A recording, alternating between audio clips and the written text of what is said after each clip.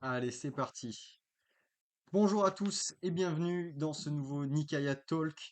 Aujourd'hui, on va discuter du rôle du coach pour les lifters un petit peu plus avancés avec une question qui va être notre fil conducteur tout au long de notre discussion avec Antoine. C'est quelle est la valeur ajoutée d'un coach quand on a déjà les compétences nécessaires pour se programmer tout seul. Donc ce podcast, il va différer un petit peu de celui qu'on avait fait avec Andrea il y a quelques mois, qui s'adressait à une population très large, un petit peu tout le monde, sur comment choisir son coach et quels sont les prérequis que le coach doit avoir pour pouvoir le choisir. Là, on va s'adresser aux lifters qui ont quelques années d'expérience et qui ont soit assez d'expérience, soit les compétences, soit les deux bien souvent, pour pouvoir se programmer tout seul. Ok. Donc aujourd'hui, je suis évidemment accompagné d'Antoine, qui est lui-même coach et qui a décidé de rejoindre Nikaya il y a quelques mois. Donc il va pouvoir appuyer nos propos avec une partie de son expérience. Alors je vais pas écorcher le nom de son coaching, donc je vais le laisser se présenter lui-même. Salut à tous, moi c'est Antoine Maillard, donc athlète Nikaya depuis quelques mois désormais. Je suis donc athlète, en powerlifting depuis désormais maintenant, 3 bientôt 4 ans, et j'ai choisi depuis le départ moi de me faire coacher, donc pour plusieurs raisons dont on va parler dans ce podcast, et j'ai choisi malgré tout de continuer, en changeant de coaching, de quand même rester suivi, parce que pour moi, dans mon cas personnel, je trouvais ça intéressant et vraiment important. Et donc voilà, récemment, il y a quelques mois, j'ai fondé le Kourous Powerlifting, qui est donc, mon groupe de coaching dans lequel, je suis pour le moment en tout cas le seul coach. Et voilà, je tiens quand même à remercier, Yoann pour, cette invitation et pour pouvoir parler de ce sujet. Avec grand plaisir. De toute façon, il y a plusieurs, au moins un autre et plusieurs podcasts qui viendront après celui-là avec Antoine. D'abord, si on peut s'arrêter sur notre profil type à qui s'adresse le podcast, évidemment, tout le monde peut l'écouter, mais moi, Mmh, je pense qu'il y a des prérequis avant de pouvoir s'auto-coacher. Il y a soit le profil du ultra débutant qui découvre à tâtons sa nouvelle pratique, on va dire, et dans ce cas-là, bah, voilà, on parle même pas encore d'auto-coaching ou de coaching tout court, il y a juste à découvrir. Ok. La première mmh. fois que vous allez toucher un ballon si vous faites du foot, bon, bah, d'abord, vous commencez à tripoter le ballon quelques jours, quelques semaines, un petit peu tout seul, puis avant de vous dire, bon, tiens, là, j'aimerais un petit peu parfaire mes connaissances et me lancer dans le grand bain. Donc, je dirais que on écarte un petit peu ce profil-là, puisque là, ça diffère Mmh. un petit peu de tout ce qu'on va évoquer maintenant. Mais je dirais qu'il faut, à la louche, hein, au moins 3 ans d'expérience, je pense, en étant coaché, pour obtenir juste par expérience les compétences qu'il faut pour être coaché, en ayant vu assez de situations, en ayant vu euh, assez, en tout cas en ayant échangé assez avec son coach, pour pouvoir comprendre et s'approprier quelques méthodologies de base pour pouvoir guider notre réflexion quand on se dit, ça y est, maintenant je vais me coacher tout seul. Euh, donc minimum 3 années d'expérience en étant intéressé, hein, parce que il y a toujours, je pense que tu en as, Ouais, complètement. voilà, j'en ai aussi des athlètes qui ont alors là, celui qui me frappe le plus, c'est celui qui a 7 ans d'expérience. Donc il a plus d'expérience que moi, mais les principes de base, il les a pas, et c'est un peu max out, un peu quand on veut, etc. Donc il Bah, faut c'est le risque, c'est être le risque. passionné et intéressé par ce sujet-là. Si vous l'êtes pas un petit peu, au minimum, si vous n'avez pas envie de vous casser la tête par-dessus, ça s'adresse même pas à vous, il vous faut un coach. Voilà, ça c'est ce que je dirais un petit peu comme prérequis, on va dire. Ouais, beh, je suis complètement d'accord. En fait, ça peut s'adresser à enfin, là, on parle d'auto-coaching ou du coup, là, à qui ça peut s'adresser pour le moment, tu me parles?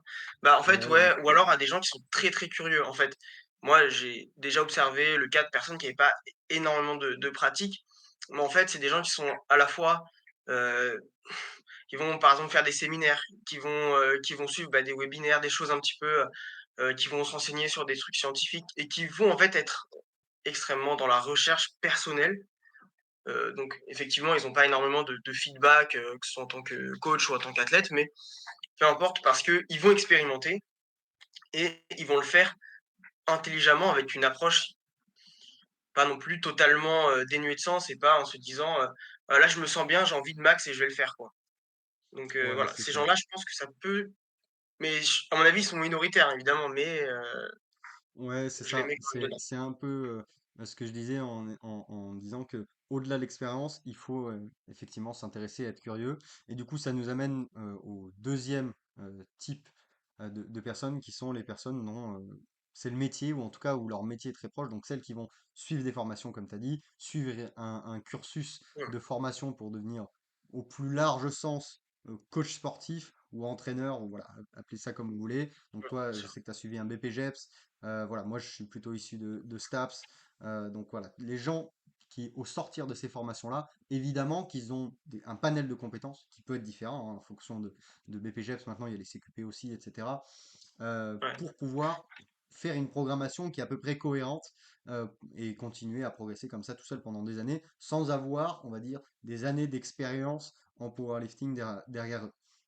Ce qui m'amène peut-être, je pense qu'on va chambouler un peu lors de ce podcast, c'est qu'on avait peut-être idée d'aborder en dernier les profils pour lesquels juste on ne conseille pas d'avoir un coaching. Euh, c'est ceux qui ont envie d'expérimenter. Tu m'as parlé du Mmh. profil de curiosité, ceux qui aiment se renseigner un petit peu à droite à gauche et qui aiment être un peu un rat de laboratoire. Eux, bah forcément, avoir des consignes qui sont un petit peu plus précises, ça va pas forcément leur aller. Alors ouais, mais il faut quand même pas être pressé non plus à mon sens pour ces gens-là. C'est parce que ce côté expérimentation, ça prend quand même du temps.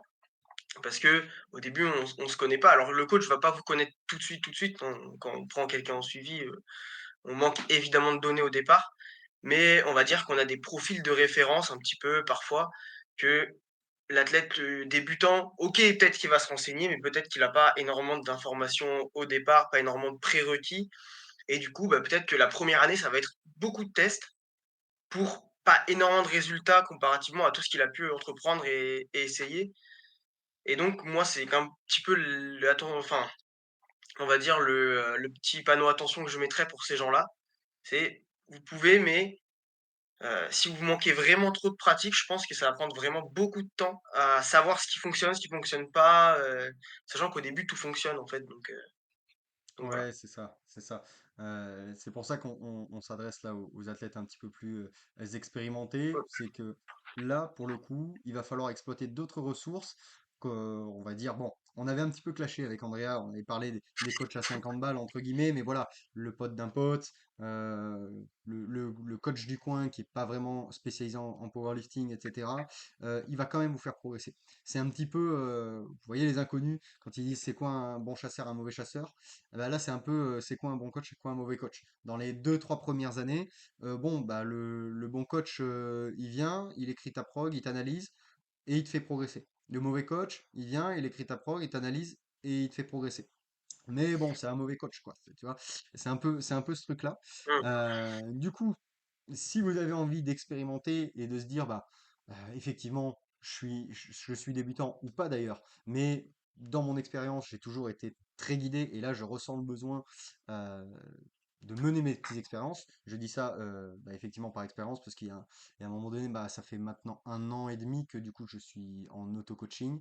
Euh, et du coup, je me suis dit, bah voilà, j'ai j'ai- j'ai envie de mener des petites expériences. Je fais référence à Guillaume Anzalone aussi, qui est un petit peu parti temporairement de Nikaya pour mener des petites expériences, pour aller pousser au maximum, se poser des questions. Est-ce que je suis capable de tolérer tant de volume? Essayer d'aller voir des choses qui, dans l'absolu, à l'instant T et dans un futur euh, court à moyen terme, ne vous font pas progresser, et même des choses qui, à long terme, ne vous apportent absolument rien, mais vous avez envie de les faire, vous avez une irrépressible envie, voilà, par votre curiosité, de tester des choses, de faire des trucs qui sortent un peu de l'ordinaire, qui sont un peu zinzin, et un coach sensé vous dirait, bah non, en fait, ça, ouais, tu vas le faire, tu vas perdre 3 mois, tu vas progresser un petit peu, mais tu vas peut-être, bah, tu vas perdre 3 mois où t'as pas été assez efficient.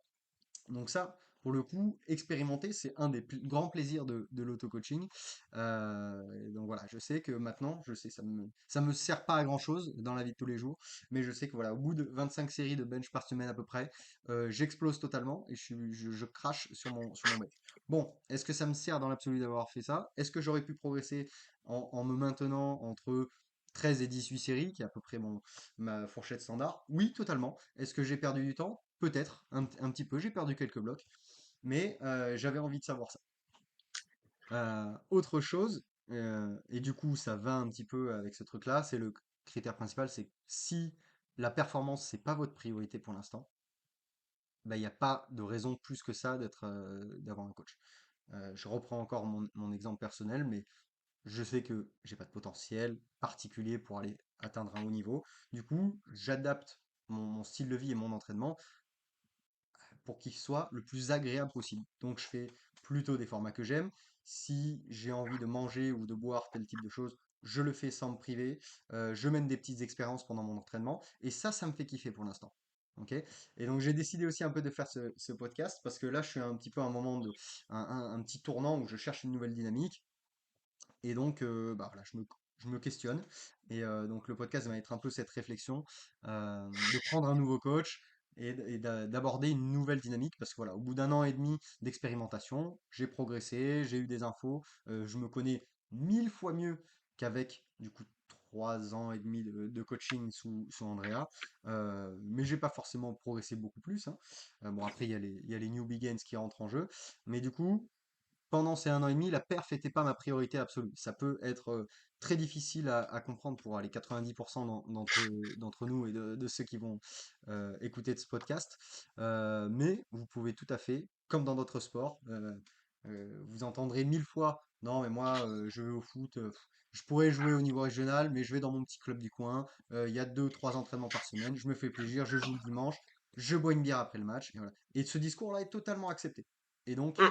plus il va y avoir de gens et plus le niveau va être compétitif. Et c'est dans cette optique-là que l'augmentation des minima va servir à échelonner toute notre pratique sportive. C'est-à-dire qu'il y a plus de gens qui vont pratiquer ce sport pour le plaisir et pas juste uniquement parce que ils commencent et ils ont un niveau très intéressant. Et donc, il va y avoir de plus en plus d'évolutions. On le voit, on en a peut-être quelques-uns qui sont coachés.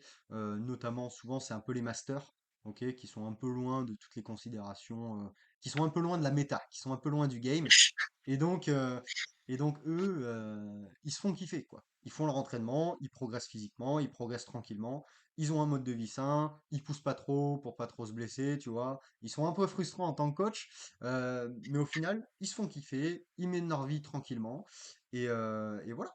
Super set, C'est- vin rouge Ouais, ouais, fromage, bench. ouais, c'est ça. Il peut, ouais, non, mais là, je pars en week-end avec ma femme, donc ce sera pas possible l'entraînement, et puis voilà. C'est pas grave. Oh, lundi j'avais SBD, mais bon finalement j'ai belote, alors je pense que je ferai mardi.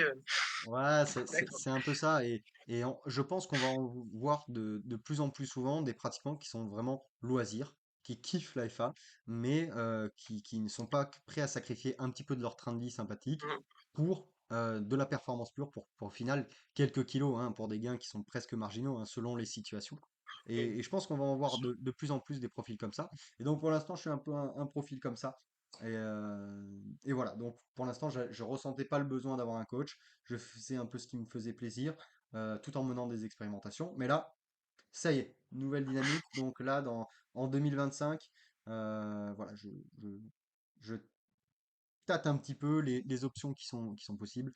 Mais ça, on l'abordera un petit peu après dans la dernière partie de comment choisir son coach quand on a un peu d'expérience. Je te propose d'aller sur l'aspect un petit peu, Ouais, un je petit vais peu rebondir sur ce mental. que tu avais dit juste avant là. Vas-y, fais-toi plaisir. Alors je sais plus exactement comment tu l'as dit, mais en gros, tu sais, avoir un coach, c'est aussi, adhérer, on en reparlera plus profondément tout à l'heure, mais adhérer un petit peu à une méthodo, à une approche précise en fait. Et tu sais que, bah, je sais pas, par exemple, tu es coaché par quelqu'un pendant 1 an, probablement que pendant 1 an, bon, il y a évidemment tous les blocs seront pas identiques, mais on va dire que tu auras une continuité et tu auras quelque chose qui va se ressembler. Alors que du coup, être en auto-coaching, ça peut aussi vouloir dire, bah, je sais pas, ce bloc-là, j'ai envie de faire un peu de RTS, un petit peu de TSG. J'ai envie de faire un petit peu de tout parce que je sais pas, en fait, je m'en fous. Je sais que je vais pas arriver, je vais pas avoir le Singlet France dans l'année, mais par contre, bah, j'ai envie de kiffer.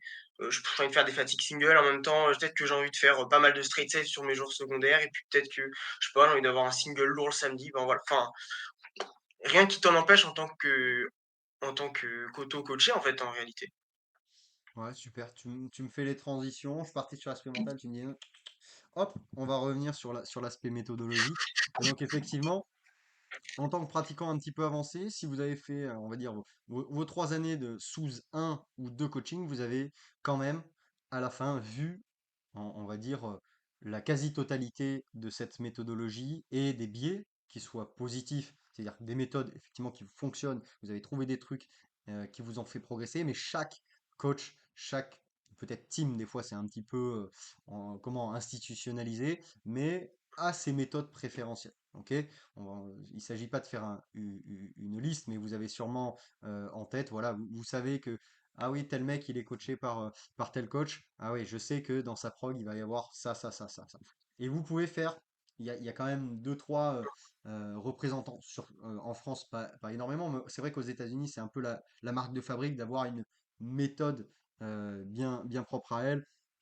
Effectivement, vous avez TSG, vous savez que le mec va bouffer du volume. Vous savez que si vous vous engagez avec TSG, vous allez bouffer du volume. Vos séances, elles vont durer 4 heures. Vous le savez. Ok, vous allez bouffer des formats ultra denses, du volume d'intensité. Ok, vous allez avoir des doublés, des triplés, des 6 fois 2, des 7, des 8, des 9. Je me rappelle il y a quelques années, Rico, donc il y a un athlète français qui avait passé son picking avec 40 séries de deadlift. Enfin voilà, c'était un petit peu des trucs de zinzin, hein, d'un point de vue un peu Ouais. extérieur, quand on n'a jamais expérimenté ça, et c'est vrai que c'est un peu les seuls un petit peu... Bah, c'est euh, extrême, oui, c'est extrême. ouais, voilà, c'est extrême, et c'est un petit peu les seuls représentants de l'ultra volume. Après, voilà, vous savez que si vous allez chez Mike Tesserer, vous allez avoir des blocs, on va dire, emerging strategies, qui est encore une méthodologie différente de toutes les autres, en fait. Toutes les autres sont de la périodisation ondulatoire, ça veut dire qu'on fait varier intentionnellement les variables de l'entraînement, volume, intensité, spécificité et état de forme. Ça veut dire qu'on arrive avec des blocs, avec une idée d'où on part et d'où on vous amène, grosso modo. Après, que ça se passe bien ou pas, ça c'est l'analyse du bloc, c'est comment le coach doit rebondir. RTS, du coup, ce coaching-là et Emerging Strategies, leur méthode, c'est on répète la même semaine et on voit ce qui en sort. C'est-à-dire, j'ai aucune idée. Bon, après, on suppose tous qu'avec l'expérience et le nombre d'athlètes, il arrive à reconnaître des profils types, mais l'idée, c'est de se baser uniquement sur le donné qui en sortent et pas le plan qu'on s'est pré-échafaudé déjà dans notre tête. Ok. Mmh. Donc ça, vous savez. Vous savez, si vous suivez un coach qui est comment dire, qui suit la méthode Westside Barbell, vous savez que vous allez avoir des journées d'effort type. Voilà, vous avez une journée max, une journée variation, une journée vitesse, une journée vraiment hypertrophie, et vous savez que vous allez être un peu segmenté comme ça. Si on revient quelques années en arrière, maintenant le RPE est institutionnalisé, hein, notamment grâce à RTS, mais il y a quelques années, c'était pourcentage vs RPE. Donc voilà, Ouais, si vous avez, c'est vraiment découvrir une nouvelle méthode. Au bout de 3 ans, vous avez fait le tour d'une méthode. Ok? Vous avez vu toutes les situations, vous avez vu quand ça fonctionne bien, vous avez vu quand ça fonctionne pas, vous avez vu quand vous êtes, vous avez quelques bobos, vous avez fait un peu le tour. Et du coup, vous connaissez un petit peu les maraudes, vraiment euh, les biais négatifs de votre coach qui emploie toujours un petit peu les mêmes mécanismes de relance, les mêmes mécanismes de progression. Et donc ça vous pousse à aller découvrir une nouvelle méthodologie. ouais. Je dirais même que selon les méthodes et selon le profil de l'athlète, 3 ans, c'est même, enfin, je vais pas dire que c'est long, mais on a le temps largement Ouais, ouais, c'est bon. d'identifier des très grands, enfin, on va dire dans les grandes lignes, déjà la première année, on a déjà identifié, largement les grandes lignes de la méthode et la deuxième année, pour moi, on identifie un peu plus finement la méthodo et en fait, je pense que alors moi, personnellement, j'avais fait 2 ans de suivi avant sous RTS du coup et j'ai identifié largement, ce qui moi me plaisait, ce qui me plaisait moins et j'étais déjà alors après est-ce que c'est parce que, j'ai une réflexion de programmation qui est plus poussée, enfin, c'est pas pour me jeter des fleurs, loin de là, mais par le fait que moi j'ai cette réflexion au quotidien, donc peut-être que moi, tu me diras que c'est normal que j'ai plus identifié ça que d'autres, tu vois? Peut-être que d'autres vont pas forcément, on va dire, identifier les subtilités des relances comme tu disais ou de la réhab ou plein de choses comme ça. Perso, je l'avais identifié, ouais, là où j'arrivais aux 2 années, pour moi, j'avais identifié précisément et je saurais te refaire, heu, le même type de bloc que ce que j'avais pu avoir, presque précisément, tu vois? Ouais, c'est ça. C'est qu'en fait, rien ne se substitue à l'expérience.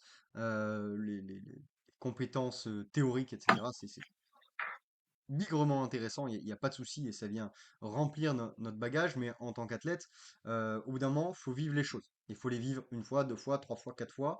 Donc c'est vrai qu'au Ouais, bout de, complètement. allez, 3 ans, c'est vrai que j'exagère un petit peu, je grossis un peu le trait, mais au bout de 2 ans, là, les tout premiers athlètes que j'ai eus, maintenant, ça fait 2 ans et demi qu'ils sont avec moi et qu'ils ont connu aucun autre coach. Donc ils connaissent un petit peu à l'avance mes réactions, mes moyens de relancer un petit peu la machine. Il n'y a rien qui va sortir du chapeau et je vais dire, bon, là, maintenant, on bouscule tout et on fait quelque chose qu'on n'a jamais fait. Ça peut arriver sur un format précisément ou sur un exercice que j'expérimente, hein, parce que euh, le coach ne finit jamais d'apprendre de, de lui-même des cas un petit peu expérimentaux ou un petit peu particuliers qu'on a avec les athlètes. Il y a toujours un athlète sur lequel ça fonctionne pas ou qui a un Ouais, mode de fonctionnement bien à lui.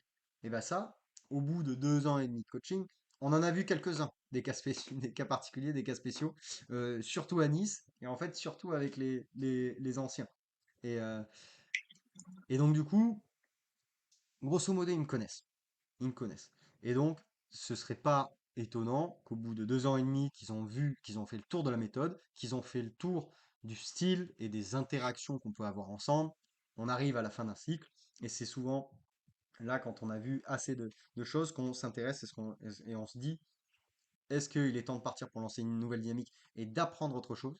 Ou est-ce que ça me suffit et cette méthode a fait ses preuves et je crois en cette méthode et ça m'a convaincu et au final ça fait mmh, presque partie de mon identité. Donc ça c'est vraiment les athlètes qui ont connu qu'une seule méthodologie quasiment ou qu'un seul coach pendant longtemps, c'est qu'à un moment donné vous avez un choix à faire. C'est-à-dire que vous connaissez l'entièreté de la méthode. Ok, vous connaissez, si ce n'est pas l'entièreté, ça dépend des cas que vous avez vécu, des situations, mais vous connaissez 95% des ressorts et des outils que votre coach va utiliser. Est-ce que ça vous convient? Et dans ce cas-là, vous retracez un peu votre parcours, votre évolution en termes de total, mais aussi, est-ce que vous vous êtes forgé une idée? Parce qu'il n'y a pas que votre coach, mais vous avez discuté avec d'autres athlètes, vous avez certainement discuté avec d'autres coachs, vous avez fait un petit peu le tour, ok? Et vous avez une vue de qu'est-ce que pratique un tel, qu'est-ce que je pratique moi, et est-ce que ça me convient, ou est-ce que je décide de passer sur autre chose? Et qu'est-ce que va m'apporter la chose supplémentaire? Et donc là, c'est un petit peu le cas d'Antoine. Tu as fait un petit peu le tour et tu t'es dit, tiens, j'ai fait le tour un peu avec ES. Il y a des choses qui t'ont plu, des choses qui t'ont moins plu certainement, mmh. des choses qui ont fonctionné, des choses qui n'ont pas fonctionné. Tu t'es dit, tiens, je vais changer et je vais aller découvrir une autre méthode avec la périodisation ondulatoire. C'est un petit peu ça l'idée, non? Ouais, alors en fait, à la base, en changeant, enfin, moi je m'étais pas dit: «Je veux, de la périodisation ondulatoire dans l'absolu», parce que déjà de un, je connaissais aucune autre méthode de l'intérieur, hein. Hmm. Par exemple, tout à l'heure tu parlais de TSG, bon, on sait qu'il y a du volume machin, mais enfin, étant donné que je l'ai pas expérimenté, je sais pas si j'aime ou si j'aime pas. Voilà, c'est un peu des a priori qu'on a tous, mais sans l'avoir expérimenté, c'est compliqué.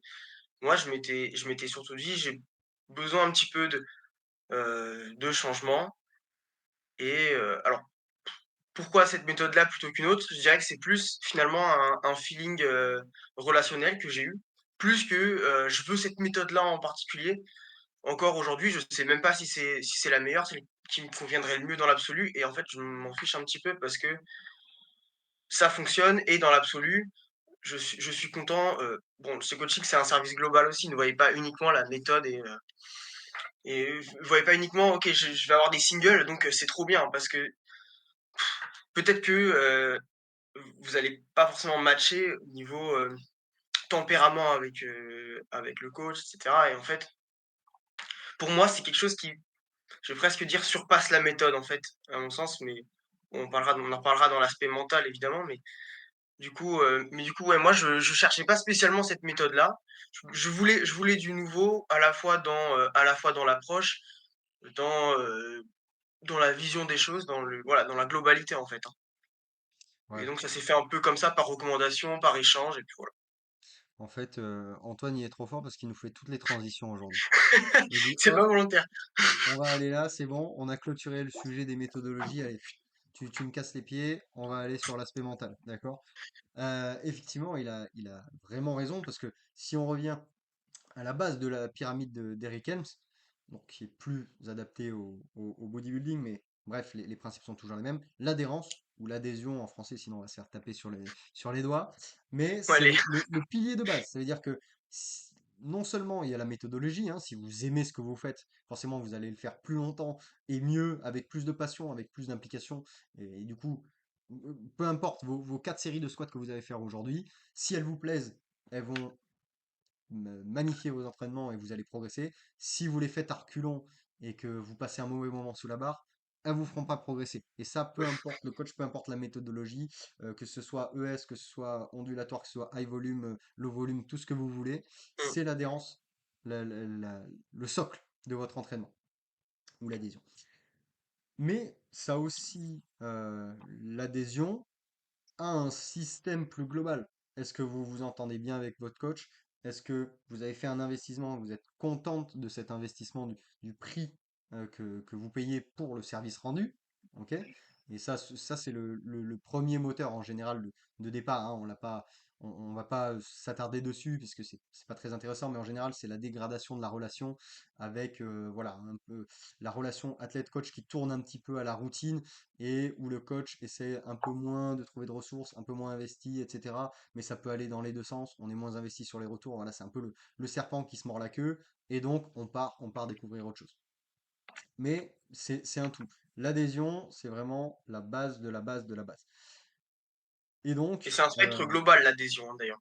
Vous voyez pas juste parce que: «Oh j'adore les singles». Je prends toujours l'exemple des singles parce que c'est ce qui drive en général le plus, surtout les ouais, débutants et en fait, je trouve que l'adhésion, je le vois vraiment comme un spectre bien plus large que juste, «Oh beh, franchement j'ai un single à Teneuf aujourd'hui, je suis très content d'y aller». Mais en fait, bah, si le bloc suivant vous en avez pas, bah, vous avez plus d'adhésion et je trouve que l'adhésion, c'est aussi, beh, la confiance que vous avez en la personne qui vous suit. Donc, si vous avez confiance et que vous savez que c'est quelqu'un qui sera en tout cas investi pour votre progression, je trouve que vous adhérez plus facilement à ce qu'on vous met, peu importe ce que c'est. Enfin, moi, je sais que des fois, j'ai des formats qui me branchent pas à la première vue, je me dis pas: «Waouh, trop bien, 3 fois 4 high bar en absolu». C'est pas un format qui me je me dis pas: «Waouh, je suis ah, ça hyper fait hypé pas pour y rêver, aller». ça fait pas rêver. Mais voilà mais en fait, j'ai confiance au fait que ça va apporter quelque chose et que si je l'ai à ce moment-là, c'est parce que c'est un besoin qui a été identifié en tout cas, ou que c'est quelque chose qui a été identifié pardon comme, utile dans ma progression. Donc, vu que j'ai confiance en ce qu'on me met, bah, j'y vais et je mets de l'intention parce que, j'adhère à la vision globale et en tout le spectre en fait. Ouais, c'est ça. C'est qu'en fait, l'adhésion, il y a 3 facteurs, hein, pour moi, hein, c'est purement empirique, là, c'est pas de la théorie scientifique, mais un, c'est la progression. C'est-à-dire peu importe ce que vous faites, tant que vous progressez, vous dites: «Waouh, c'est super ce que je fais» et vous aimez Mmh, ce que vous faites. OK? Donc si vous progressez effectivement, quand on est débutant, le fait de se s'ultra spécifier très vite, ça va apporter des gains, qui seront c'est assez, colossal. assez incroyable, ouais, assez colossaux. En une année, vous pouvez faire des plus 100, plus 150 de total, comme ça en une année. Vous dites, ah, les singles, moi j'adore ça. Euh, euh, un autre type, si vous avez jamais débuté la muscu et vous arrivez, vous êtes tout neuf en FA, euh, vous vous mettez à faire des efforts répétés, à faire un max hypertrophie, vous faites que des séries de 10, de 12, vous prenez 10 kilos de poids de corps, vous faites plus 100 kilos sur votre total, vous dites, Ouah, c'est génial, j'adore les séries longues. Ok? Bon, ça, une fois que c'est passé ça, cette première étape des premiers gains, vous avez deux autres choses. Effectivement, le système plus global. Est-ce que vous adhérez à l'entente avec votre coach? Est-ce que vous adhérez à la vision long terme? Est-ce que vous adhérez aux objectifs que vous fixez ensemble? Ok? Troisième chose, vous adhérez à ce que vous aimez intrinsèquement. C'est-à-dire qu'il va y avoir des profils, effectivement des profils un peu plus explosifs qui aiment très peu de reps, des profils un petit peu plus musculaires qui aiment vraiment avoir leurs sensations et qui aiment les formats un petit peu plus denses, etc. Ça, c'est vraiment votre aspect, vraiment vos goûts intrinsèques, votre Ouais, profil personnalité. Il psychologique, peut y quoi. avoir voilà, votre profil psychologique, votre profil neurotypique, des types d'efforts que intrinsèquement vous aimez. Donc tout ça mélangé, effectivement, si tout ça se combine, là vous avez la relation parfaite et vous adhérez pour allez, 6 mois, 1 an, et vous êtes à fond là-dedans. Ok. Maintenant, il y a d'autres aspects mentaux sur lesquels on peut revenir. Effectivement, là, c'est quand il y a le biais d'adhérence, en tout cas d'adhérence au format, qui est un petit peu en moins. C'est-à-dire que des fois, les choses qui nous font progresser sont pas forcément les choses qu'on aime. Et ça, quand on a les compétences pour s'auto-programmer et se dire, tiens, tiens, comme disait Antoine, tiens, des séries de 4 en high bar que je vais aller pousser alors que je déteste ça, que j'ai beaucoup de mal à avoir de la flexion de genou, que je suis très en hanche et que j'ai abordé toute ma vie un squat hyper low bar, effectivement, ça me fait pas du tout kiffer et je vais à la salle à reculons. Et donc ça, tu me diras Antoine, mais ça, tu te le serais peut-être jamais programmé tout seul. Alors, du high bar, je m'en serais programmé, mais je pense pas mais alors déjà, j'en aurais pas mis autant sur un seul et même bloc, c'est certain. Parce que, par pure adhésion, j'aurais mis au moins un comp que je pouvais pousser un petit peu en top 7 parce que bah, déjà, parce que c'est ce que j'avais eu l'habitude d'avoir en réalité et c'est ce que du coup, j'avais un peu appris à aimer. Alors je sais pas si de base j'aimais plus que ça parce que je débutais un petit peu, alors je savais pas trop, mais c'est ce que en tout cas je connaissais de mieux. Mais ça me dérange pas enfin, maintenant voilà, comme tu dis, c'est pas ce que j'aurais mis en premier. C'est pas pour autant que je vais y aller, et bâcler mes séries parce que, bon voilà, ça me hype moins et donc c'est bon, on va y aller à Ouais, non, mais reculons, c'est quoi. ça, c'est le premier argument mental, c'est d'essayer de se dire qu'on n'est pas capable d'avoir autant d'autodiscipline que ce qu'il faudrait. Ok. Non, c'est sûr. Et qu'au bout de 3 ans de coaching, vous avez fait, enfin, vous avez votre idée sur les choses, vous savez ce que vous aimez, vous savez ce que vous aimez pas, vous savez à peu près ce qui vous fait progresser, vous savez à peu près ce qui vous fait pas progresser, et il y a des chances que les deux se croisent pas, se combinent pas. D'accord? Et donc là, la nécessité d'avoir un coach qui va dire non, non, là, il va falloir écouter et avoir un peu de discipline. Et en fait, quand c'est écrit sur votre prog, vous n'avez pas trop le choix. C'est-à-dire que soit vous faites n'importe quoi, et dans ce cas-là, bah, vous gaspillez un peu trop votre argent, vous gaspillez le temps du coach, vous gaspillez votre temps à vous aussi, à aller faire ce qui vous plaît, au lieu de faire ce qui vous fait progresser. Soit vous vous dites, j'ai un peu de discipline, et là on va passer sur le point suivant, euh, j'ai des devoirs à faire. J'ai des comptes à rendre à quelqu'un. En plus, je le paye. Donc, il faut pas trop que je perde mon temps et mon argent quand même. Et donc ça, je vais me dire, je me mets une obligation de dire, tiens, je mets tant d'euros dans un coach, ok, dans un coach compétent. Donc maintenant, c'est vrai que les prix ont augmenté ces dernières années. Donc c'est pour une fourchette large entre 120 et 220 euros, grosso modo à peu près. Je crois qu'on est là sur les prix du marché. Donc ça peut être un coût assez élevé, surtout que la population est quand même assez jeune, assez étudiante. Ok, vous Ouais. pouvez avoir pas mal d'expérience en force athlétique et être encore étudiant ou être jeune salarié, vous n'êtes pas encore bien installé, vous déménagez, bref, tout ce qui est attrait à la vie, on va dire, d'un jeune adulte qui n'est pas hyper stable. Ok. Donc ça, c'est un investissement. Et de se dire, je vais commencer tous les mois par payer mon coach un petit billet que j'aurais pu me garder pour moi, économiser Économiser, ou me faire des plaisirs. Bref, chacun fait ce qu'il veut. Me dire, ok, maintenant mon coach, je vais l'essorer. Je vais agir comme s'il me devait de l'argent. Donc je vais lui envoyer un max de détails, je vais suivre tout à la lettre et, et vraiment je vais profiter de lui, je vais abuser de lui. Et les gens qui font ça, je peux vous garantir que c'est ceux qui progressent. Bah, de toute façon, les gains en général sont quand même vachement corrélés avec la hauteur de l'investissement personnel, en fait, hein. Enfin, c'est ceux qui font bah, moi, genre aujourd'hui, j'en ai plus, mais j'en ai eu où, bah, tu sais, le retour, il est fait, quand il a envie. Donc, Ouais. des fois, à la fin de la semaine, tu te retrouves, tu as, un squat. Bon, bah, je vais te parler de ton squat si tu veux, voilà. J'ai, je sais il a overshot, mais bon, bah, tu pas forcément donné plus que ça. Bon, bah, voilà. Des fois, tu mettais une charge fixe. Bon, bah, il dit: «Je me suis senti bien, j'ai mis ça» et en fait, beh, l'implication perso, c'est pas, je vais être à fond à chaque séance et voilà, je me sens bien, je vais mettre plus parce que je me sens bien. C'est pas ça l'implication, c'est, faire ce qui est écrit et le faire bien. Donc si c'est, un RPE 6 ou je sais pas, un 70-75, si vous êtes programmé en pourcentage, peu importe, c'est, beh, OK, c'est facile, c'est censé bouger vite. Beh, je vais mettre, éventuellement, un challenge technique. Je veux que, je sais pas, mon bracing soit efficient sur cette rep-là, je veux que mon routing soit, efficace, peu importe. Mais l'implication, c'est de vouloir faire bien avant de faire plus et voilà, je sais pas si tu as quelque chose de particulièrement à rajouter dessus, Ouais, mais non, mais c'est ça, c'est l'investissement perso, normalement, quoi. normalement, au bout de 3 ans de training, vous allez plus avoir de gains de force qui sont faciles. Donc tout va vous demander un effort. Donc là, c'est un Ouais. peu, vous êtes un peu à votre tournant de votre carrière. C'est soit je continue de faire ce sport pour m'amuser et je fais ça et je stagne un peu, je vais continuer de progresser, mais très tranquillement. Ou alors je prends ça comme quelque chose de sérieux et comme un athlète expérimenté. Et donc je sais les efforts qu'il faut faire pour parvenir à mes fins.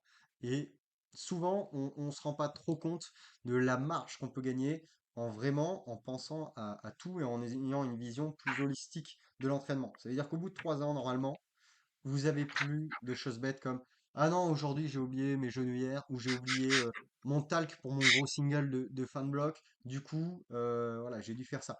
Non, Moi, ou en j'en ai fait, encore de ça. non, mais en fait, j'ai pas pu manger parce que, voilà. Alors que déjà tout l'aspect organisationnel, normalement, vous avez compris. Si vous avez décidé de continuer dans cette voie-là et que la performance est votre priorité, vous essorez votre coach, mais vous devez avoir une autodiscipline qui est vraiment celle d'un sportif avancé. C'est-à-dire que il y a soit vous êtes un talent exceptionnel, 1 sur 1 million, voilà, on va dire, vous êtes Neymar et vous pouvez vous permettre de ne pas vous Il y a entraîner, de peu faire de chances n'importe quoi. on est ceux qui écoutent, il y a peu de chances que vous soyez dedans comme nous, on l'est Voilà, pas, c'est ça. Si, hein. si vous faites n'importe quoi à ce point-là, soit vous allez le payer, soit bah, voilà, vous écoutez pas Nikaya Powerlifting parce que vous êtes trop haut pour ça, vous avez votre single défense et on vous souhaite bonne chance et que ça dure toute votre vie. Ok? Mais au bout d'un moment, il va falloir rendre des comptes à quelqu'un, rendre des comptes à un coach, rendre des comptes à vous-même. Ok. Dernière chose, peut-être un aspect un petit peu plus là émotionnel, on va dire, c'est le fait d'avoir un peu une oreille à laquelle se confier quand on a un coach. Contrairement à l'auto-coaching, vous avez les capacités de vous auto-coacher, de créer une programmation qui est cohérente, mais vous êtes tout seul. Et on a Mmh. forcément, que vous soyez débutant ou avancé, des moments de doute, des moments où on se dit, tiens, ça marche pas comme ça devrait aller, que vous soyez tout seul ou en coaching. Et là, c'est le moment de dialoguer. Non pas pour vous dire que votre coach, ça doit être votre psy, et que vous deviez lui confier toutes les merdes qui vous arrivent. Ça, chacun a sa relation athlète-coach. Il y en a qui sont plus proches que d'autres, etc. Mais il y a des moments où vous ne pouvez pas garder vos doutes en vous et vous devez pouvoir être capable d'échanger avec Mmh. une personne qui vous connaît quasi aussi bien que vous et qui a un maximum de données objectives sur vous. C'est-à-dire que vous voyez vous, ok? Vous Ouais, le voyez coach, il ressent pas, en subjectivement. fait, à votre place. Ah, c'est ça. C'est plus froid, en fait, Ouais. nous, on arrive à analyser un petit peu plus, avec de la hauteur parce que puis tu as aussi, je sais pas, une athlète, qui a une rupture amoureuse, qui a, un truc, raté un examen, un truc, bah, en fait, c'est des moments où, bah, en fait, le coach, il est obligé de prendre ça en compte et en fait, heu, vous, peut-être que vous allez vous dire: «Beh, en fait, j'ai besoin de un peu me décharger, de me défouler, donc je vais en faire plus». Alors que vous êtes dans une période qui est déjà compliquée, où en fait, vous êtes déjà un peu dans le dur, toute votre journée, vous dormez peut-être moins bien. parce que vous avez des choses qui vous tracassent, peut-être que, dans la vie de tous les jours, vous êtes un peu plus stressé, un peu plus voilà. Mais en fait, ça, c'est des choses si vous êtes en auto-coaching, il va falloir prendre énormément de recul, beaucoup, beaucoup de hauteur sur les choses et ça, c'est pas garanti que vous soyez tous capables de le faire et moi, je prends mon cas, je serais probablement pas capable de le faire correctement et c'est aussi pour ces moments-là que je trouve que ça a quand même son intérêt, même si on est capable. On veut dire que vous êtes capable 80 du temps de vous coacher, mais que les 20 du temps, vous faites n'importe quoi et admettons, bah, tu te blesses sur les 20, c'est une extrême, mais ça peut arriver, parce que tu as fait n'importe quoi, bah, en fait, est-ce que tu as perdu déjà beaucoup plus de temps que ce que tu aurais «perdu» entre guillemets en argent? Je mets vraiment perdu, mais voilà, ce que tu aurais dépensé en argent, tu vas le dépenser en temps derrière, donc voilà, il y a aussi je trouve cette balance à faire, en fait, par rapport à ça. Ouais, c'est ça, c'est effectivement l'exemple de l'examen ou de la rupture amoureuse, il est pas mal parce qu'on peut faire un petit peu un parallèle. C'est quand il t'arrive une merde comme ça, ou un peu une petite sortie de route, tu vois, quand tout roule pas comme ça devrait, ou un petit bobo, etc., des douleurs Voilà, qui puis là, ça arrivent, s'enchaîne, hein. et que tu te retrouves face à ta proc, et tu te dis, putain, qu'est-ce que je fais? Est-ce que je fais moins? Est-ce que je fais exactement ce qui était prévu et je serre les dents? Ou est-ce que je vais trouver du réconfort? Tu vois, là, on parlait des relations amoureuses, mais est-ce que je me fous devant un film triste, je chiale et je mange des sucreries, des choses comme ça? Donc, est-ce que j'y vais, je max out, au moins je me sens bien, je me fais une décharge Ouais, d'adrénaline tu te libères, et je me ouais. libère d'un truc et je me dis, pff, ah là, j'ai fait mon rossignol, je me suis fait plaisir. Et ben ça, quand on est tout seul, c'est un peu compliqué. Alors que le coach, il va vous dire. Il va dire, soit on fait une séance plaisir, soit là on peut se le permettre. Là, tu vas adapter tel format, tu vas faire ci, tu vas faire ça, tu vas adapter soit le volume, soit l'intensité. Votre coach, il a une vue sur plusieurs mois, en fait. Mmh. Ok. Donc il va dire, à ce moment-là, le mieux dans ta situation, c'est peut-être ça. Bon, après, tu fais ce que tu veux. Si tu as envie de max out, si tu as envie de pas aller à la salle, tu fais ce que tu veux, mais je te dis que le mieux qu'on puisse faire dans cette situation, c'est ça, en étant totalement distant, en étant la plupart du temps en ligne, euh, ça crée quand même une distance, même si vous êtes ultra proche. Dis là, je regarde la prog, je regarde ta situation, en fait, je suis dans les airs, je te vois de haut, et je dis, non, là, le Mmh. mieux, c'est quand même de faire ça. Alors que toi, t'es un peu dans le marécage, là, t'es un peu dans la brume, et tu avances et tu dis, tiens, si je faisais Un ça. petit guide, ouais, en fait, c'est juste un GPS Ouais, un peu c'est vraiment. parfois, hein. Ouais, c'est ça. Votre coach, c'est exactement un GPS. C'est un Mais GPS avec les consignes, comme ça, qui arrive. mmh, Voilà, tournez mais à bon, gauche, après, tournez à droite. si vous voulez si on vous dit de tourner à gauche et que vous tournez à droite, en fait, bah, malheureusement, à la salle, on pourra pas être avec vous. Donc après, vous aurez quand même le dernier mot, mais vous pourrez pas dire: «Je savais pas». Alors quand tu es tout seul, tu as toujours ce truc de: «Bah, j'ai pensé que ce serait le plus pertinent».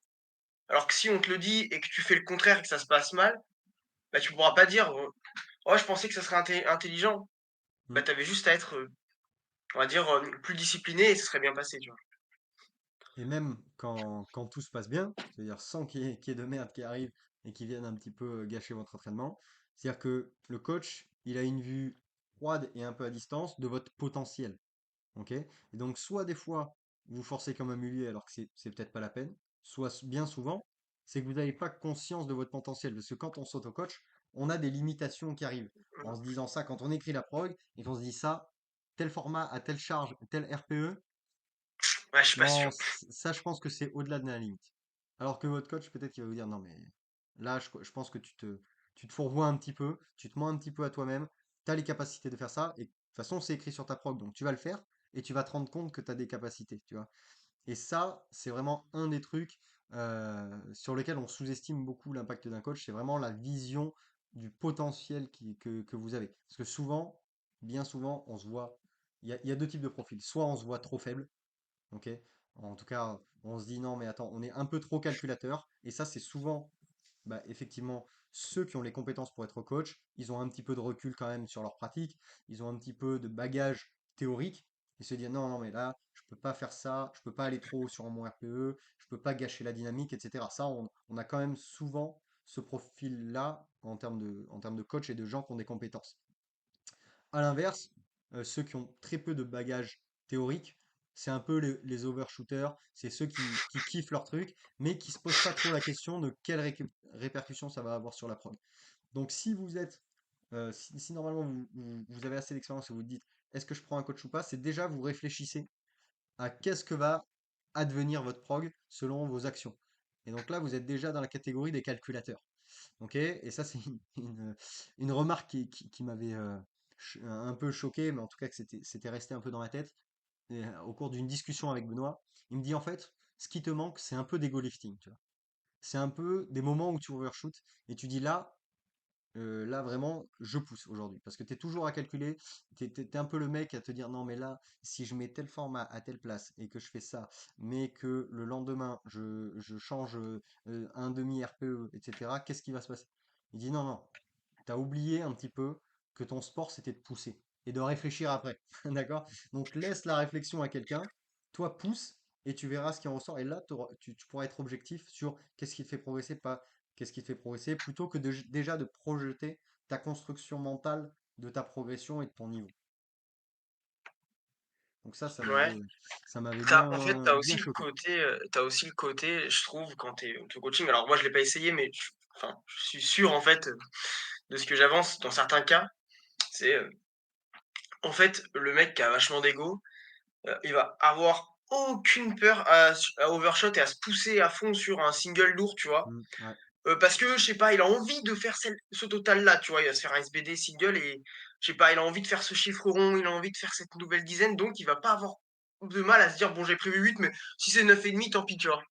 Alors ouais, que alors que, par exemple, je sais pas, il va peut-être être plus timoré pour se pousser sur, je sais pas, un 4x5, ouais, ça me hype pas trop, donc ouais, c'est pas grave si je suis un peu trop en retrait. Bon, bah, c'est pas grave, je devais être 7, mais bon, je suis plutôt 6.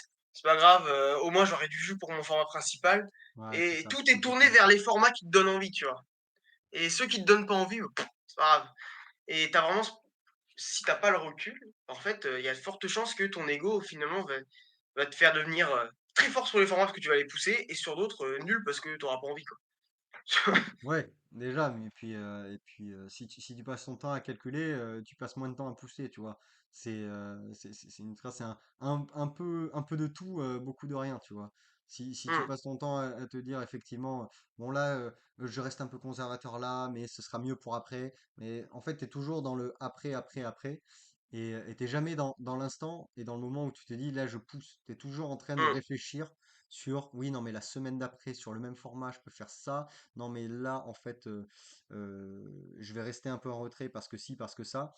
Et au final, tu te retrouves, là, je vais mettre un petit concept de prépa mentale, et puis après, on passera à la dernière partie sur choisir le coach, mais tu es toujours un peu en locus de contrôle externe. C'est-à-dire que tu projettes toujours la réussite ou non, ou ta progression sur des facteurs externes. C'est-à-dire que tu es toujours en Mmh. train de dire, oui, mais là, c'est l'overshoot parce que, en fait, la magnésie, c'était de la magnésie liquide au lieu de la magnésie solide. Non, mais en fait, là, Mon j'ai voulu me orteil, il faire est plaisir. orienté à J'ai... 85 au lieu de 84°. Donc, Ouais, c'est je pense ça. que là, j'ai perdu 0,5 RPE, mais C'est là, ça. si je la refais et que j'oriente bien mon orteil gauche, je pense que là, c'est bon, je passe 5,5 au lieu de 6. Ouais, c'est ça. C'est ça. Bah, Non, non, mais en en fait, fait, enfin, tu juste pas hier, assez fort aujourd'hui, quoi. Tu hier, vois? j'ai bu 2 bières, tu vois, avec la famille. Donc là, forcément, au lieu d'être 7, j'étais 7,5. Non, non. Et donc, en fait, avoir ce profil-là de dire, je laisse tout ça, toute cette réflexion à un coach. Ok. Et moi, je me contente sur l'essentiel de dire, est-ce que j'ai été capable de pousser ou pas? Ok. Et donc là, tu te Mmh, reconcentres un petit peu sur ce qui dépend de toi. Et t'es pas en train de. En fait, c'est même pas du locus de contrôle externe, ça, il faudrait en discuter avec des prépas mentaux un peu avancés, mais c'est juste de la projection et de l'attribution sur autre chose, tu vois. ouais. D'essayer de se fuir la vérité. Et la vérité, c'est Oui, qu'il c'est faut juste ça te pousser rassure, en fait. et que la plupart du temps, il suffit de pousser et ça se passera comme ça doit se passer, quoi. Et Voilà. puis quand une série, tu sais, quand tu charges une barre, souvent sur des petits formats un peu courts et parce que c'est là où tu as tendance, en général, à plutôt overshot. Quand tu charges cette barre, au fond de toi, tu sais parfois que, c'est, ambitieux.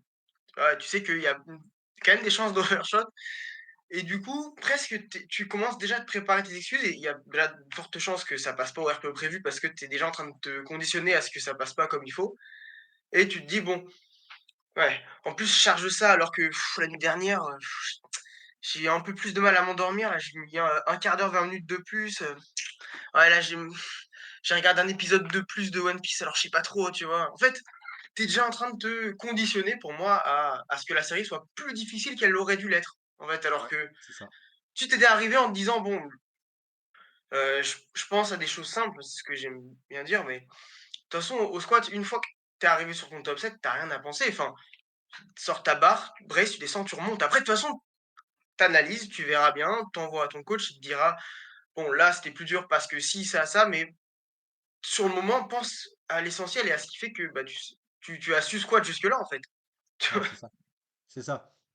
T'as 1, 2, 3 points techniques à penser, Ouais, et après, et c'est encore, essayer de faire bouger la barre le mieux possible. Basta. Basta. sachant que le Euh, bracing, après 1 an de pratique et encore, je vois large, normalement, tu penses plus forcément, quoi. Enfin, oui, oui, bah tu sais, tu après, réfléchis plus à ça, quoi. chacun C'est a son petit truc qui revient souvent, etc. Mais grosso modo, quand tu arrives sous la barre, tu as un, deux trucs à penser, à bien faire, ou sur lesquels tu sais que tu as tendance à, à lâcher un petit peu dès qu'il y a un peu de la charge qui monte, etc. Que dès que l'intensité monte, tu sais que c'est toujours un peu les mêmes défauts qui vont revenir. Donc tu te concentres sur ce défaut-là, et après tu t'appliques pour que ça monte le mieux possible. ouais, tu mets de Basta. l'énergie et Donc, maintenant qu'on a fait un peu le bilan de pourquoi fallait avoir un coach sur la partie mentale, sur la partie méthodologie, comment choisir son coach lorsqu'on est avancé? Parce qu'effectivement, on ne choisit pas les mêmes critères pour choisir son coach lorsqu'on est avancé ou lorsqu'on est totalement débutant. Et il y a effectivement une grande partie de facteurs communs, hein, quelqu'un qui soit sérieux, quelqu'un qui soit diplômé, qui ait des compétences, qui fasse ça la majorité de son temps au moins. Euh, Ça, c'est les facteurs non négociables. Et après, moi, je pense qu'il y a l'expérience, quand même. Ça veut dire que si je choisis un nouveau coach, si je suis athlète expérimenté, je choisis un coach qui a au moins autant d'expérience que moi. Et là, on parle pas. euh, ouais, c'est ça. D'expérience ou de compétences. Et ou ouais, de compétences. C'est-à-dire que je cherche pas quelqu'un de plus fort. Je cherche pas forcément quelqu'un de plus expérimenté. C'est-à-dire, si j'ai 6 ans de pratique, je vais pas me dire, bon, tous ceux qui ont en dessous de 6 ans dans le game, je les élimine, tu vois. Je vais peut-être pas mmh, considérer celui qui a 4 ou 5 ans d'expérience. Non, ça c'est faux, mais en tout cas, vous cherchez des compétences soit au-dessus de vous, ok, des compétences que vous maîtrisez pas encore, que ce soit technique, en termes de programmation, en termes de méthodologie, de prépa mentale, chaque coach a des spécialités plus ou moins affichées, soit des compétences qui soient autres. Ok. Donc, effectivement, euh, par exemple, on reprend l'exemple de TSG, mais j'ai pas besoin d'avoir énormément de cerveau pour me dire, bon, je vais mettre 10 séries de plus dans ma semaine. Ok. Par contre, j'ai besoin de quelqu'un qui a un petit peu d'expérience sur cette méthode pour pouvoir le faire intelligemment. Mais ouais, parce que rajouter 10 séries comme potentiellement, ça, vous allez me casser les dents. voilà, voilà.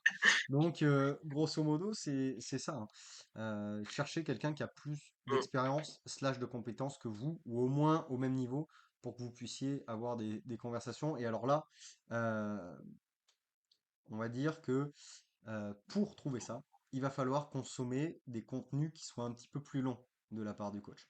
Soit vous connaissez quelqu'un qui se fait coacher par cette personne, et dans ce cas-là, vous pouvez demander en profondeur. C'est un peu ce qui s'est passé avec Antoine, c'est ça, avec Samy. avec Samy, ouais. Soit vous consommez des formats un peu plus longs et pas vous essayez de vous dire est-ce que ça va un petit peu plus loin que le mec qui me dit comment on brace, comment on tient sa barre, etc. Tous les coachs vont avoir ce type de format. C'est normal, il y a un côté business, il y a de plus en plus de débutants en force, il faut avoir ces contenus de base. Ok, ça c'est tous les coachs vont les avoir. Maintenant, est-ce qu'il y a des coachs qui vont un peu plus loin sur tel ou tel point?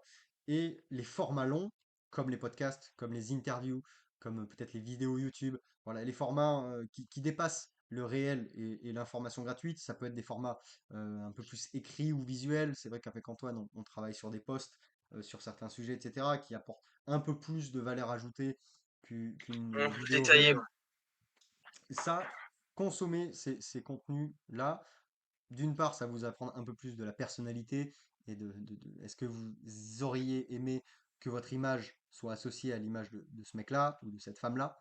Euh, mais surtout, vous allez apprendre un peu plus sur les véritables compétences, sur la méthode et sur le système de fonctionnement du coach, au-delà que une simple addition de cues techniques. Ouais, ben, en fait, j'ai deux trois trucs potentiels à dire sur, le choix du coach. Pour moi, déjà, quand tu es expérimenté, je trouve que tu vas pas du tout avoir la même recherche qu'un débutant. Tu as des évidemment, comme tu l'as dit, des similitudes, mais quand tu es débutant, tu es un petit peu peut-être plus fougueux et tu vas chercher presque des fois un idole, en fait, dans ton Ouais. coach. Tu vas chercher genre, un athlète, qui te parle quoi, tu vois? Quelqu'un sur lequel tu vas pouvoir te représenter. Alors ça peut être quelqu'un, qui est sensiblement de ton niveau ou de ta caté de poids, de ton âge. Donc, si tu es sub-junior, ça peut être un sub-junior. Si tu es master, ça peut être, un open qui a de la bouteille. Enfin, peu importe, on s'en fout.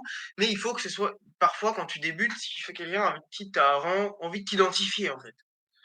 Alors que je trouve, avec l'expérience, tu as moins ce truc-là. Enfin, moi, je cherchais pas, un athlète de haut niveau particulièrement. Je cherchais pas quelqu'un, qui mettait en avant ses perfs en priorité. Moi, c'est pas quelque chose qui m'attire aujourd'hui. Et j'ai pas la prétention de toute manière, moi, en tant que coach, d'être athlète de haut niveau et j'espère que les gens ne n'attendent pas ça de moi parce qu'ils risquent d'être déçus et en fait, Oh, je pense que tu as sois vraiment un pas côté modeste, sois pas modeste. Il y a quand même quelqu'un qui a fait deux fois d'affilée les France, enfin deux fois d'affilée qualifié aux France, parce que bon, il nous est arrivé un 3 truc, fois, mais trois 3 fois? fois, 3 fois, Ah, oh! pardon. Désolé, Non, monsieur. non, mais bon, les premiers, bon. Non, mais voilà, enfin, je en réalité, j'ai même pas forcément d'idée de mon potentiel, précisément et en fait, j'ai presque envie de dire que je m'en moque et que on doit pas attendre ça d'un coach. Par contre, est-ce que c'est quelqu'un qui va s'impliquer pour vous dans sa démarche? Est-ce que c'est quelqu'un qui va avoir tendance à regarder, beaucoup de choses? Tu vois, vous allez bloquer sur, je sais pas, sur votre bench. Est-ce qu'il va essayer d'autres choses? Est-ce qu'il va, persister dans quelque chose qui fonctionne pas pendant des mois? Donc pour moi, il y a un cas de figure où, bon, bah, peut-être soit il connaît que ça, soit il a enfin, voilà, il est peut-être moins impliqué sur vous, machin. Donc pour moi, un bon coach à chercher, c'est quelqu'un qui a fait progresser pas mal de types de personnes. Enfin, on va dire au potentiel, varié, tu vois? Tu regardes en général un petit peu sur Insta, tu peux voir un peu, on va dire, le panel d'athlètes du coach. Tu vois un petit peu les progressions, donc ça peut être, un choix du coach de mettre ça en avant ou non. Mais bon, si tu suis un petit peu de gens, bon, tu as des teams de coachs qui sont réputés, donc déjà, tu sais, en termes de méthode, ce que ça vaut à peu près. Enfin, tu vois, tu as une idée de la méthode, comme on disait sur TSG tout à l'heure. Mais pour moi, tu as aussi le côté, bon, bah, est-ce que lui, il arrive à faire progresser tout le monde?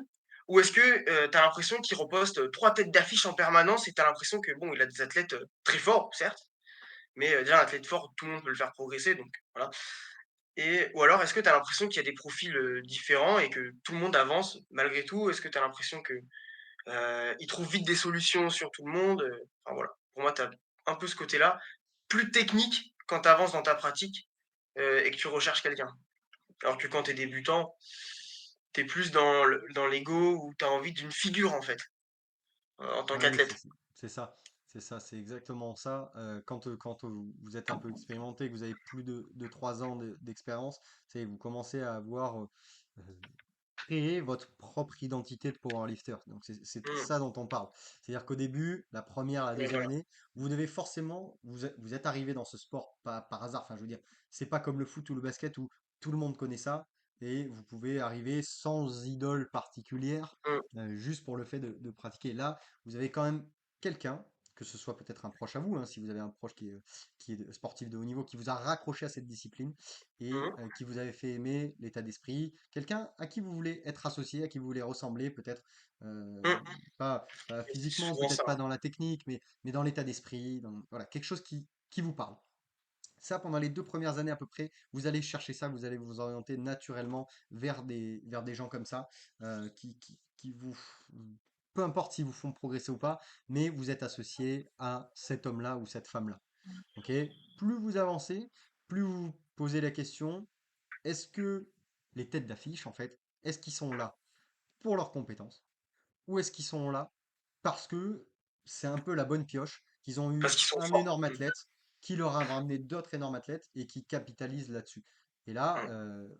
vous pouvez vous voir effectivement qui est reposté par l'athlète? Est-ce que c'est tout le monde? Voilà. Il y avait beaucoup de scandales un peu aux États-Unis pour les coachs qui répondaient que à leurs athlètes les plus performants, les stars, etc. Bon, en France, je crois pas trop que ça ait existé, mais ça existe plus ou moins à toutes les échelles. Effectivement, Ouais, ne un serait-ce peu plus d'implication pour ouais, l'athlète en tant fort, que business, c'est horrible, mais effectivement, je vais peut-être chouchouter 1, 2, 3% plus le mec qui peut me ramener de la visibilité, qui a des chances de glaner des titres, des podiums, que celui qui ne fera peut-être jamais de France dans sa vie et qui va pratiquer par loisir, ok? Je vais avoir une super mmh, relation avec lui, etc. Mais voilà, il y a peut-être des efforts qui sont inconscients, qui rentrent dans la balance. Donc, essayez de voir quel est le panel du coach que vous recherchez? Est-ce qu'il a réussi à faire progresser tout le monde? Est-ce qu'il a réussi à faire progresser des gens qui sont à peu près dans votre cas? Ça peut être dans votre cas, euh, il y a plusieurs cases qui peuvent rentrer là-dedans. Soit dans votre cas physique, peut-être morphologique, est-ce que c'est quelqu'un qui a l'habitude de coacher que des poids lourds, que des poids légers, que des... Voilà, ça peut être un point d'interrogation. Est-ce que c'est quelqu'un qui va faire lifter tout le monde de la même manière et mettre vous voyez, hein, il y a des types de coachs où vous allez retrouver des athlètes qui liftent tous mmh, de la même manière, avec les mêmes défauts, les mêmes qualités. Ok? Ça, vous les voyez. Est-ce que c'est quelqu'un qui a plein de panels de personnes différentes?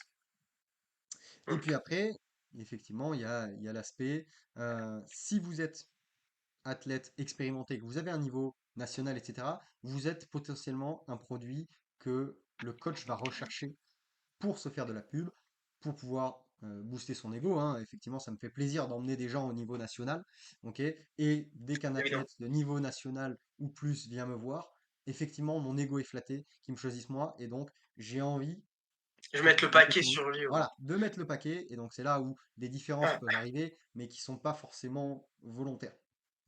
À voir si, en tant qu'athlète expérimenté, est-ce que ce coach-là vous cède tout, entre guillemets, parce que vous êtes un athlète de haut niveau, et du coup, il va dire amen à tout, tout ce que vous lui dites, et donc c'est quelqu'un qui n'est pas euh, guidé par la le progression pure, rationnel mais il est par pas le fait, rationnel, ouais. pas par le rationnel, mais par le fait de vous garder et de faire de vous une vitrine. Ok? Mmh, Et donc, qui est pas capable de dire non et de s'imposer au risque de vous perdre. Ça, c'est vraiment, bah, souvent, c'est des coachs qui sont relativement assez jeunes ou qui ont un ou deux athlètes de haut niveau qui leur ont donné beaucoup d'exposition et qui se disent, je dois absolument pas le perdre parce que sinon mon métier et ma vie s'écroulent. Parce qu'effectivement, il y a de plus en plus de coachs, mais on a tous la même problématique à la fin. Est-ce qu'on mange tous? Est-ce qu'on arrive à payer notre toit, etc. Et on se dit, dès qu'on a un athlète qui vient nous voir, qui est un petit peu avec un gros potentiel et qui va nous ramener de la lumière, est-ce que je vais tout faire pour le cajoler ou est-ce que je vais le traiter comme tout le monde, avec les défauts, les qualités, construire appliquer ma méthode et être capable de justifier mes choix en ne cédant pas tout à l'athlète. Et alors là, je vais être un peu contradictoire, un peu paradoxal. Et est-ce qu'il est capable aussi de ne pas vous faire entrer dans un moule?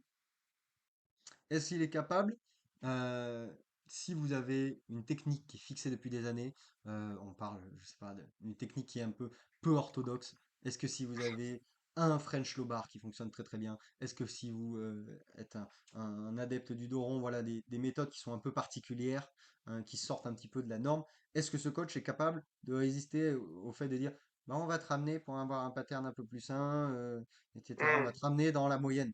Ok? Est-ce qu'il va vous écouter sur les données que vous lui apportez? Écoute, moi j'ai l'habitude de faire tant de séries, j'ai l'habitude de voir tel format qui progresse bien. En fait, il faut un bon équilibre. Est-ce qu'il vous cède pas tout en disant, ok, tu as l'habitude de faire ça, ben, on va faire exactement ça. Ok, tu as l'habitude de faire ça. Non, non, on va faire tout l'inverse. Moi, j'ai ma méthode, j'ai mon carcan, j'ai mon moule, il faut que tu rentres dans ce moule. Sinon, tu vas pas performer. Et donc, Ouais, faut trouver un peu le juste milieu. Et c'est pour ça que c'est difficile et le fait d'être exposé à des formats longs, et il y a quand même des signes. Si, ça c'était une discussion qu'on avait eue, mais effectivement, les plus grands experts de la planète, quand vous leur posez des questions, soit ils vous répondent par une autre question, soit ils vous disent, ils utilisent des mots où on dirait qu'ils sont pas sûrs. Ils disent probablement, il semblerait que ça pourrait marcher, ça semble montrer des effets, machin. En tout Mmh. cas, ils sont toujours contrastés, ils ont toujours de la nuance dans leur réponse. Si vous Ouais, parce avez, que c'est pas manichéen, en fait, hein. ouais, c'est ça. Si vous avez un mec qui dit non, ça fait progresser, ça fait pas Mmh. progresser, c'est Bah, peut-être déjà, un si peu. si les gens si le mec, il arrive à te sortir un format, qui marche, un format, tu me dis: «Bon, x4 ça marche, par contre au-delà de x6 ça marche pas». Bah, pourquoi? Selon qui? Enfin, tu vois? En général, je sais que le mec, compliqué, quoi. Si tu me sors un format ou alors, une variation, c'est alors j'ai mis cette variation, alors là, à tout le monde et ça marche tout le temps. Beh, dans quel contexte tu l'as mise? Pourquoi? À qui? À quelle période de l'année peut-être tu l'as mise? Parce que tout le monde n'est pas forcément, va pas forcément, bénéficier énormément de je vais dire une bêtise, de faire, je sais pas, un squat, pause, quoi.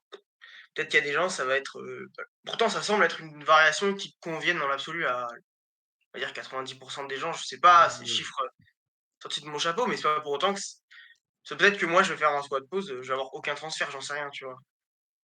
Et si le coach il vous dit: «Ouais, ça, cette variation-là, game changer, c'est vous pouvez la mettre à tout le monde, c'est vraiment le truc pour résoudre, tout problème au squat». Et par contre, il faut le faire que en x4. Bon là, je caricature parce que personne ne va vous dire ça, mais là, par contre, ça, au-delà de x4, ça va plus fonctionner et avant x4, je pense que ce sera pas bon donc x4, pause. Bah, mais on en voit souvent des trucs, bon, là, évidemment, moins exagéré que ce que je viens de dire, mais sur, telle fourchette, je sais pas, de 4 à 6, c'est vraiment trop bien, mais oui, mais avant, ça marche bien aussi, après, ça peut bien marcher aussi, quoi. Enfin, ouais, ouais, ouais, c'est ça. comme tout, hein. Voilà. Il faut quelqu'un en vérité, un, qui a de l'expérience pour avoir vu plusieurs situations différentes et avoir Mmh. des justifications aux outils qu'il va employer.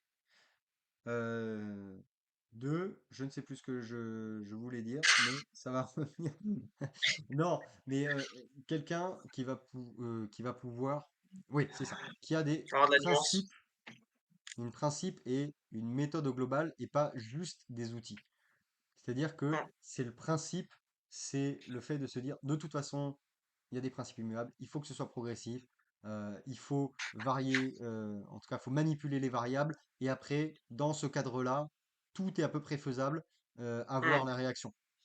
Si vous avez quelqu'un qui justifie comme ça et qui apporte de la nuance à chaque fois qu'il y a une discussion avec lui, vous pouvez être à peu près sûr que c'est un bon choix. Ok? Et là, après, vous avez juste à décider. Normalement, quand vous avez fait votre tri d'un coach qui coche toutes les cases, qui a des athlètes de tous les niveaux, qui a assez d'expérience à peu près à tous les niveaux, qui justifie ses choix, qui apporte de la nuance, qui a une méthodologie qui vous intéresse, soit parce que vous l'avez jamais expérimenté, soit parce que vous l'avez expérimenté et que ça a plutôt bien fonctionné, voilà, plus la personnalité et le système de fonctionnement global du coaching vous plaît, bingo, là, normalement, vous avez un, deux, trois peut-être profils qui rentrent dans vos cases, et après, vous faites des visios, vous sollicitez, vous parlez un petit peu avec deux, trois athlètes, et vous ouais, avez votre l'échange. choix, et là, normalement, il reste plus grand monde non plus. Ok?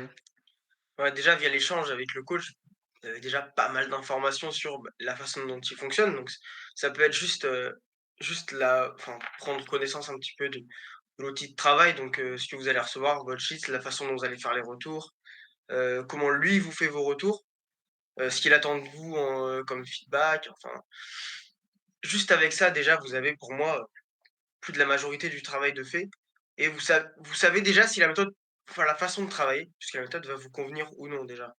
Après, bah, on peut, entre guillemets, «se tromper», mais en général, si le feeling passe bien et que la façon de faire vous plaît, bah, au fil du temps, en fait, avec le travail, on va dire minimum, moyen, long terme, en fait, ça va s'affiner et il y a pas de raison que vous soyez déçus dans l'absolu, sauf si les choses changent, en fait. Ouais, c'est ça. Pour vous donner un exemple, donc là, je suis en train de plus ou moins de chercher un coach, etc. Et effectivement, TSG, moi, c'est une méthode qui me parle. Jason, c'est quelqu'un qui me parle, j'aime sa personnalité. C'est quelqu'un qui a un background de prépa physique et donc il utilise beaucoup les données. Et donc, quand il me parle, il utilise un vocabulaire qui me plaît, qui me parle, parce que du bagage de mon master STAPS, etc., c'est là-dedans que je baigne et c'est le type de méthode, ou en tout cas le, le- le vocabulaire que j'aime et auquel je crois, et aux méthodes auxquelles je crois. Par contre, il y a quelque chose. qui me plaît pas du tout dans leur fonctionnement, c'est que c'est soit programmation au mois, soit hebdomadaire. Et du coup, je recherche un suivi journalier. Je veux avoir la possibilité d'échanger tous les jours avec mon coach et de l'essorer, au moins dans un premier temps de la découverte. Et donc, du coup, ça me bloque. Et du coup, tiens, ça, il remplit 90% des cases. Ok, je vais aller voir un autre. Est-ce qu'il a tout qui me correspond? Et souvent, vous allez voir peut-être un critère qui ne va pas correspondre. Et en tout cas, dès que vous avez aligné le maximum de critères, bon, bah, ça semble être bingo quand même. Ouais, ça va être dur d'avoir 100 de vos critères si vous avez des critères très précis, hein. Oui, ouais, ouais. De toute façon, même si c'est vrai que le journalier, pour le coup, c'est quand même assez proposé. Enfin, en tout cas en France. Aux Oui, États-Unis, je crois que c'est moins proposé quand même, hein. C'est peut-être pour ouais, ça que ça, justement, j'ai donné un exemple là un peu particulier. C'est vrai qu'en France, je dirais que quasiment tout le monde fait du journalier, mais par exemple, je veux pas dire de bêtises, hein, donc je m'excuse auprès d'eux si je dis une bêtise, mais il me semble que Strength Strategy maintenant fonctionne sur des cycles de 3 mois ou en tout cas des cycles de plusieurs mois. C'est plus exactement ouais, le type de coaching qu'on va ouais, trouver c'est 3 ou partout. 6 mois, Donc un truc comme ça, ouais. c'est une offre qui est un petit peu différente, il me semble, hein, je veux pas dire de Moi, je bêtises. crois qu'en France, je crois que c'est les seuls à proposer ça, hein, je pense, Voilà. en France. Donc, donc voilà, ça peut vous convenir ou pas vous convenir. Ouais, Personnellement, complètement. ça me conviendrait pas, mais ça te conviendrait peut-être à toi, ça conviendrait à quelqu'un d'autre. Ça, c'est voilà, c'est le petit cas, mais c'est vrai que 90-95% des coachings, vous avez votre sheet, vous avez vos retours journaliers sur WhatsApp, avec de temps en temps un appel visio, grosso modo. Vous allez vous retrouver là-dedans entre 120 et 220 euros, c'est ce que vous allez retrouver. Ouais, Plus on va dire, ouais, accompagnement, 90 enfin, 80 des plus. coachs. Après, on va dire que Ouais, les 20 ça va être des coachs moins en vue. Bah, je me mets dedans, hein, mais les coachs qui ont peut-être moins de background dedans, en fait, peut-être qu'on va, bon, déjà, vous allez sûrement être à moins que 120 à 220 pour, chez des coachs qui sont plutôt débutants en général. mm, Et bon, après, c'est le seul truc qui va vraiment différer, ça va être plutôt le prix, ouais, parce c'est ça. qu'après derrière vous allez retrouver quasiment tout le monde, soit un suivi journalier, hebdo, bon, mensuel moins souvent peut-être, mais en tout cas hebdo et journalier chez beaucoup, hein, je pense. Ouais, c'est ça. C'est ça. Dernier petit truc peut-être, à part si tu as quelque chose à rajouter, mais regardez souvent la façon dont ça se finit, les relations athlète-coach, et de savoir si finalement le coach que vous allez choisir, il est en brouille avec beaucoup de ses anciens athlètes, ou ça se fonctionne plutôt bien. Ça, c'est peut-être un indicateur. Voilà, j'y pense comme ça sur le moment, mais voilà, je vais Ouais, parler. parler avec des anciens athlètes, en fait, qu'il a eu. Ouais, c'est ça. Et de se dire, Si tous voilà, les anciens athlètes vous disent: «Non, moi, ça s'est mal fini, moi, non, moi, en vrai, sur la fin, machin», ou alors: «Ouais, quand on a arrêté ci ou ça», mm, s'il est resté 3 ans et qu'il vous fait pas une bonne pub, alors qu'il mm. y est resté 3 ans, Ouais, c'est peut-être tu c'est vois? peut-être un truc. Après, Il y a des effectivement, signaux quand même. quand ça se finit, c'est comme les histoires d'amour, ça se finit rarement bien. Oui, Mais oui, et voilà, c'est pas il y a tout des tout de choses. la faute du coach non plus. Enfin, il y a quand même Oui, des oui, fois oui, une part de responsabilité de l'athlète. évidemment. Mais ça peut être un petit indice quand même. Mais si ça revient, si c'est un cas, on va dire récurrent, tu vois, tu as 5-6 athlètes, un échantillon quand même qui est pas mal, et que chez les 5-6, c'est quand même, récurrent que, bah, ils t'enfoncent pas une bonne pub alors ils sont restés quelques années, bon, bah, tu te dis peut-être que Ouais, ça met la puce à l'oreille. Après, ça veut pas dire, nécessairement que c'est mauvais ou quoi que ce soit, mais c'est des signaux qu'il faut prendre en compte, en tout cas, selon moi. super. Bah écoute, je crois qu'on a fait le tour du coup. Ouais, On je pense. récapitule un peu, on a parlé de la partie mentale, de la discipline que ça demandait, du coup que la vision long terme est totalement objective que le coach peut avoir pour vous, même en étant avancé. Il y a peut-être Ouais, des potentiels que vous ne ouais, ouais, soupçonnez pas, c'est des biais dans votre façon de faire avec la méthodologie dont vous êtes issu, entre guillemets. La partie purement méthodologique, est-ce que c'est quelque chose qui vous parle mmh. pas, sur lesquels vous avez peut-être des défauts, des inconnus, quelque chose que vous avez envie de découvrir pour lancer une nouvelle dynamique dans votre carrière. Et puis, comment choisir son coach? Évidemment, quelqu'un qui est expérimenté, qui est nuancé, qui va apporter des nouveaux outils, qui a une ligne de conduite. Et voilà, j'ai envie de dire après, faites le choix, le marché est de plus en plus fourni. Et voilà, si vous voulez souscrire, évidemment, venir rejoindre la famille Nikaya comme l'a fait Antoine, vous nous envoyez soit un DM, soit vous cliquez sur le lien dans la bio, soit vous contactez soit directement Nikaya, soit votre coach préféré, Andrea, Julien ou moi-même. Si vous voulez aller faire un tour sur la page d'Antoine, du coup c'est Kourouz Powerlifting. Voilà, vous voyez le petit logo sur son pull d'inspiration asiatique, très très stylé. Et voilà. Et je crois qu'il y a un suivi diététique aussi en même temps. Peut-être Il y a tu. alors ouais, C'est l'instant promo. Vas-y, vas-y. c'est l'instant pub. Heu, alors si vous bon, moi j'ai ma page perso, donc Antoine-du-bas M2LRD, donc vous pouvez me suivre et m'envoyer un DM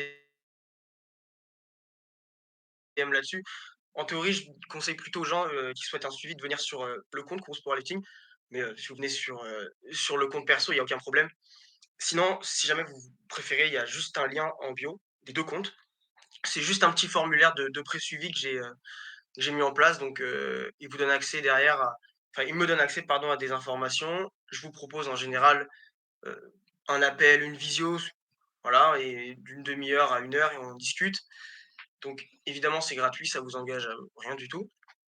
Et si vous prenez un suivi derrière, donc hebdomadaire ou journalier, vous avez accès à une réduction sur, un suivi diététique, mensuel, avec Emma Castello, donc qui travaille avec moi.